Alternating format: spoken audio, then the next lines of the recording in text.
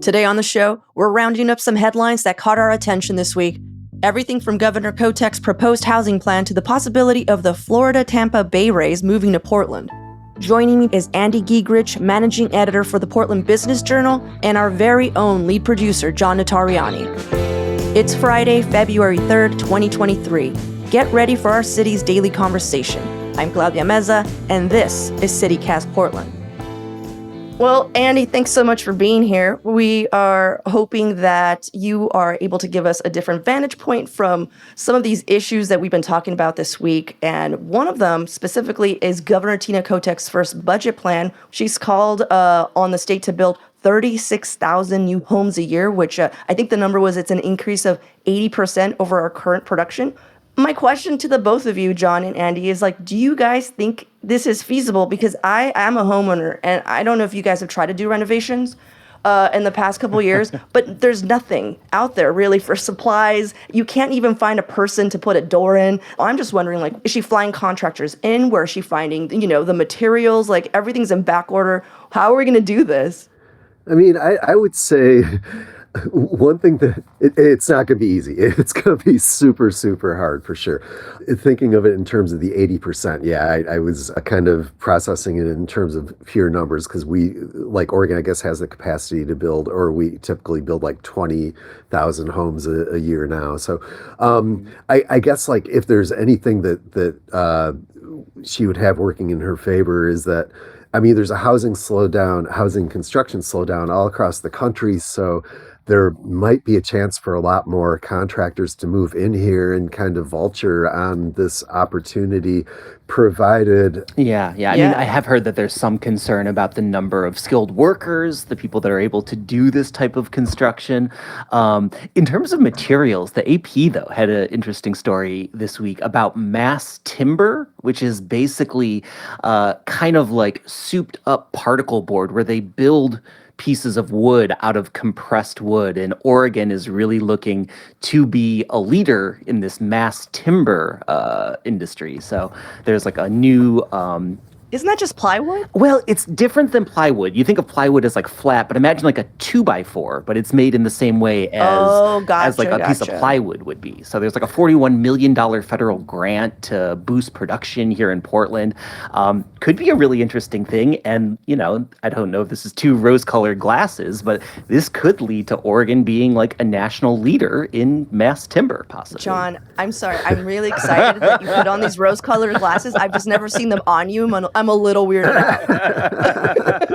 Well, no, it's not. Was John optimistic? I don't know. Mark the tape. It's seriously not unfounded, though. There is a company who is specializing in this, and they've been doing it for a little while. And if they can get that, it'll be. There'll be some good. You guys are going to hate this word. There'll be some good synergy in terms of, just having the ability to build these homes and the need for it. So, this material is fairly space age. I can bring some gloominess back if you want, though. Go ahead. Bring it. This is all I know. So, there's the question of what we're going to build with, but there's also the question of where are we going to build these houses, right? Mm-hmm. The last time that Oregon hit these numbers was back in the 70s.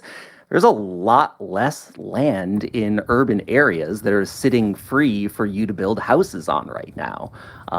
And we've talked a little bit about the urban growth boundary on the podcast, which is basically a circle around Portland, and it says you can't really build outside of that circle. Kotek has said that she's not interested in changing that urban growth boundary. So I think finding places to put all of this new housing, at least in the urban areas, is going to be really tough. It sounds like we're getting more condos, is what I'm hearing. Well, before we move on, I just want to state that whatever is decided, that I do hope that the law is tweaked about, units under 30 not needing any kind of parking structure. It's fighting against all of the street safety rules that people are trying to enforce, clearing the corners. How can you clear the corners when there's 40 cars and there's no place to put them, Yeah, that happened on Division, with all the apartments going up there and a lot of them just quite simply didn't have garages.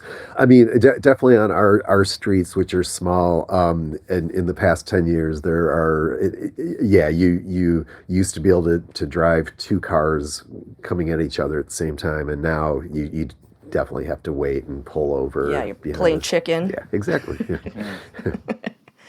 Okay, so now I want to discuss the imminence of the recession. I know we've already seen the recession in the price of eggs, and the loan APRs, all that stuff. But like, we're finally getting to the layoffs and the pay cuts, and now I'm getting a little scared for all of us. So last week we heard about a round of layoffs from some larger companies in town. One of them included Lamb Research and Gunderson and Vacasa, which was the first time I ever heard of Vacasa, to be honest. And by your pronunciation, that's very... Was it Vacasa? It's Vacasa. Vacasa. Renting a lot of luxury homes in your spare time, Claudia? No, I'm not. So and here's the deal. Here's the deal is that I knew it was a play on like the Spanish word casa, but I didn't want to give them that. And I'm like, no, you're Vacasa, because I'm not going to say that. As a Spanish speaker, I said no. So a total loss. I think between those three companies, we lost like 433 jobs. And so that was just like, oh, that's unfortunate. What else is going to hit? And then this week, we're hearing that Intel, which is, I think, like the largest Oregon employer, started a massive pay cut. Interestingly enough, with the CEO, which I don't think you see enough. Yeah. There should be more of. Mm-hmm. But he's taking the largest pay cut at 25%. And then everyone from like him to like mid-level managers are taking a cut. So hearing all this stuff, do you think the recession has officially hit the Oregon industry? Is this it? Or do you think we're going to see more? I'm going to be a little bit technical about the recession thing, because do either of you remember the actual definition? Isn't it like 2 straight quarters of negative growth or something? Right. Which I don't think we've hit. However, on a personal level, it obviously is recession will hit when you can't spend money to buy whatever you damn well want. So, so I don't know if even that is quite here yet, because the layoffs right now, while they've been, I mean, they made headlines. They're not, maybe just not quite big enough, not at like the 10% level. We don't technically know what the Intel layoffs are going to bring yet. Wait, there's going to be layoffs at Intel? Because I just heard about the pay cuts. Yeah. So, well, late last year, it leaked that they were going to lay off, quote unquote, thousands of workers. That was like a Bloomberg story. Some departments might get hit by like up to 20%. Oh, wow. So yeah, we're bracing for that to see how that would affect Oregon. Intel, they may not technically confirm this, but yeah, the news this week, that was scary. A 5%. You're talking about the pay cuts? The pay cuts, yeah. My company actually did that a while ago. I don't know if I'm supposed to say that, but during the first recession, that hurt. And 5% is a fair amount of money for anyone. Yeah, I mean, I'd say I wasn't super worried about recession hitting Oregon until I saw this Intel news. I feel like that was the one that really sort of made me go, oh, this could be a bigger thing, just because those cuts could mean so much money in wages. Like the state economist in Oregon is estimating that Oregonians could lose between $150 to $200 million in wages. And so that's discretionary spending that could just completely cascade down to all sorts of local businesses and stuff. So, it's tough for the Intel workers, of course, but just the ripple effects that this could have in the economy, I think, is something that we're really going to want to keep an eye on over the next couple of months. Intel's impact is outsized. They're Oregon's largest private employer. We are absolutely going to feel that. And Claudia, maybe that's when it'll be like, boom, okay, yeah, we're in recession. I guess my other question is, this decision, did it come because of a fear or because they're screwed? I know they're doing this because they said they're trying to get ahead of any sort of major stock sell-off, right? So that's where I'm just like, so is this preventive measures? Well, one thing that I saw that was interesting that I haven't seen people talking a lot about is everybody's worried about a recession. Everybody's scared about what's happening in the economy. But in terms of chip manufacturing, Advanced Micro Devices, or AMD, their stock is way up. So this could potentially just be a sort of competition within the chip industry as opposed to a total like recession type decision. I mean, To keep those stocks up is what you're thinking? I mean, Or yeah, like I mean, it could just be that like their competitor is kicking ass and Intel is not. I mean, I'm not a tech reporter, but No, that's absolutely true. I mean, they have competitive pressures like never before. I mean, it used to be their market share on this was, oh my God, I think it was like 90% or something.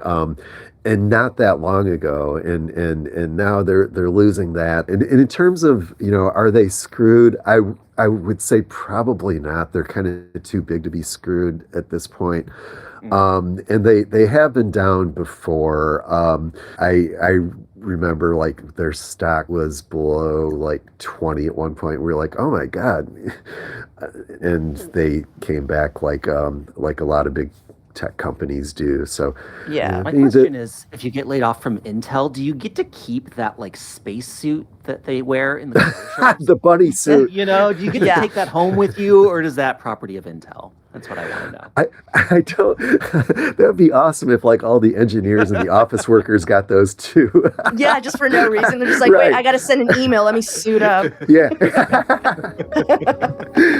Oh, man. Well, let's take a break here. And when we come back, let's talk about the possible return of pandemic-era tenant protections.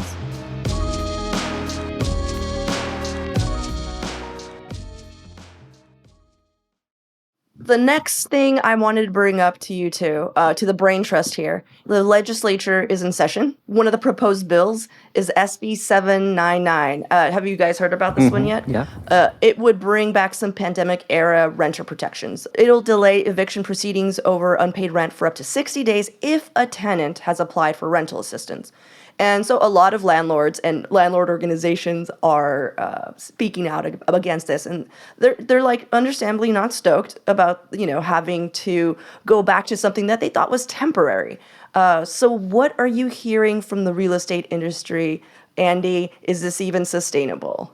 It is, just because I think that this legislature and this governor do want to offer some protections to renters, which is I think it's good. I'm not a landlord, because I mean we've seen what happens when people lose their homes and whatnot. If you've been downtown in the last couple of years, 60 days is still not a lot of time, honestly, but it's better than 3 days. Right. 60 days if you apply for rental assistance, which seems like a good thing. We should want people getting into rental assistance programs, but it's not like everybody's going to get an extra 2 months.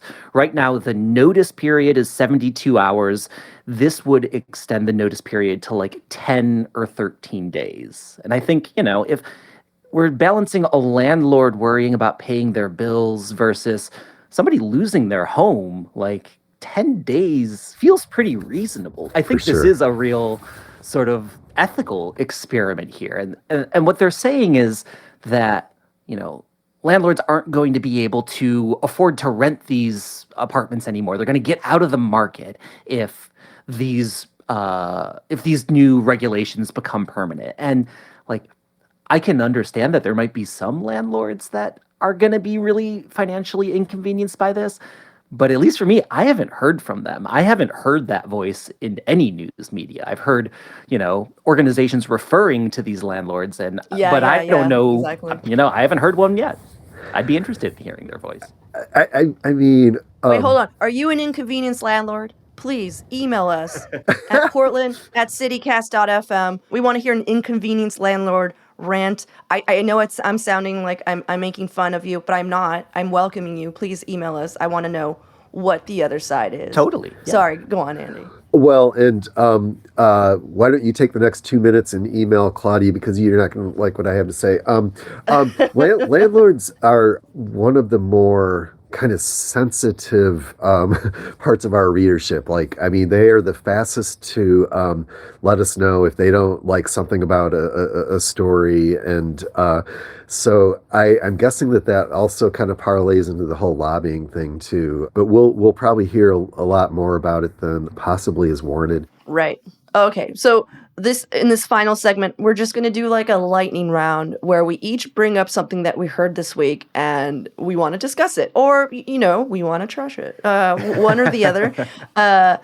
John, why don't you go first? Yeah, I'm gonna grab something a little bit outside of Portland. It's from KLCC in Eugene, talking about the Joriad North American Truffle Dog Championship. So every year, all these people get these dogs together and they have like a truffle hunting competition. And Brian Bull from KLCC put together this beautiful portrait of these people going out with their dogs hunting truffles. And the winner was Pixel, who found 14 truffles. Just a really fun, cute little read. Yeah.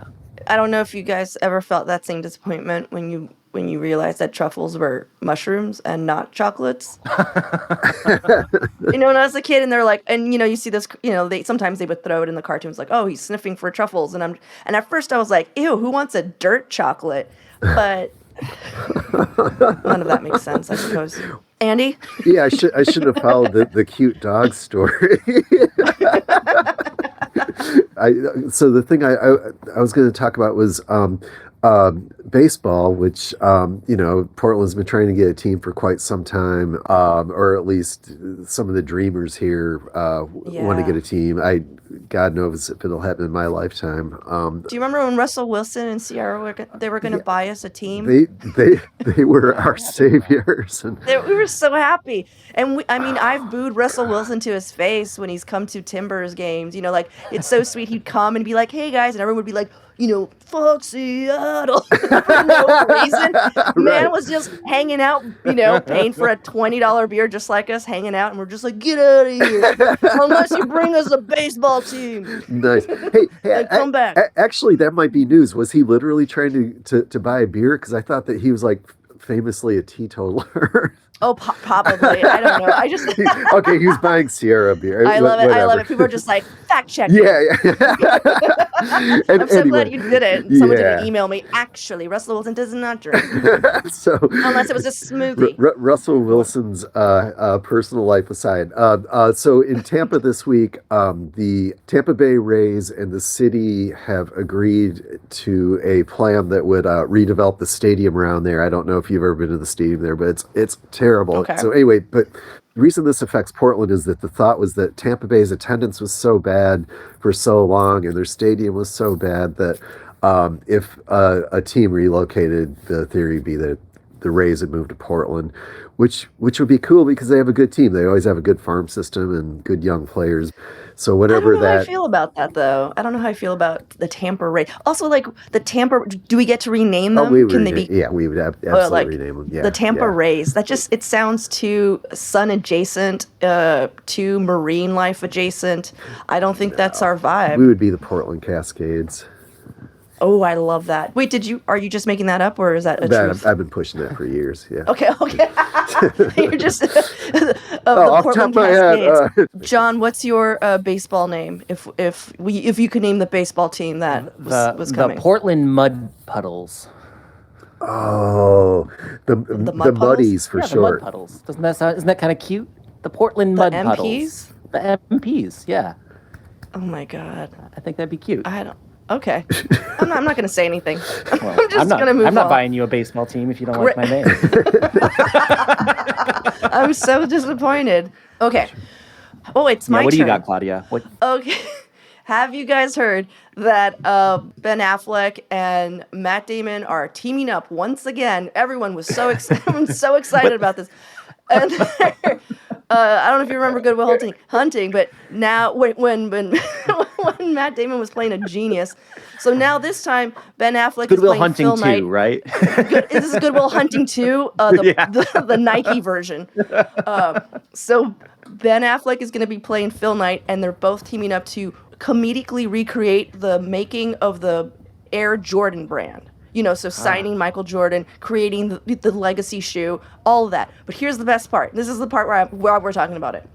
Michael Jordan will not be portrayed at all. Right. There's no Michael Jordan in the whole movie. And they're just like, oh, we want him looming like a presence. And I'm like, I think you wanted more screen time. Is it gonna be like Larry David playing Steinbrenner in Seinfeld or something? Yes. Just like the back of his head? Oh my God, that'd be amazing if they just get Larry David. Oh, yeah. He's tall. Just in the back. What do you think, Michael? Sign the contract. Exactly. Well, thanks you guys. Thank you, Andy, so much for taking part of our first Friday roundup. Thanks for hanging with all of the snafus that we've edited out. You rolled with them. Thank you. Yeah, Julie's got some work ahead of her. A lot of those were mine. Thanks again to Andy Giegrich and the Portland Business Journal. For more local news and events, sign up for our daily newsletter, Hey Portland. We'll throw a link in the show page. That's all for today here on CityCast Portland. But before we go, I need to make an important correction in yesterday's show. Towards the end of my conversation with local pizza expert Blaine Bartholomew, we discussed which pizza shop each Teenage Mutant Ninja Turtle would frequent. And it seems I really missed the mark in interpreting Donatello's personality. I claimed he did not have one. A listener named Samuel reached out to us on Instagram, and I'm just going to read to you what he wrote. Samuel said, all Donatello fans are outraged at the lack of knowledge of the turtle who designs all of their gadgets and weapons. Leonardo is a big-time narc and would go to Domino's or wherever Splinter told him to, let's be real. So I'm apologizing now to all Donatello fans. I did clearly forget his whole deal, and maybe me categorizing Leonardo as the thoughtful leader was an overstep. He definitely was the narc of the group. Now that I think about it, yeah, there's not much more I can add, except promising to learn and to grow from this. And with that, our thoughtful lead producer, who is definitely not a narc, is John Notariani. Our audio producer is Julia Fiaioni, our newsletter editor is Rachel Monahan, and our host is me, Claudia Meza. Original music by Jenny Conley and Steven Drizos, additional music by Epidemic Sound. We'll be back Monday with more conversations from around the city. Until then, see you at Slim's.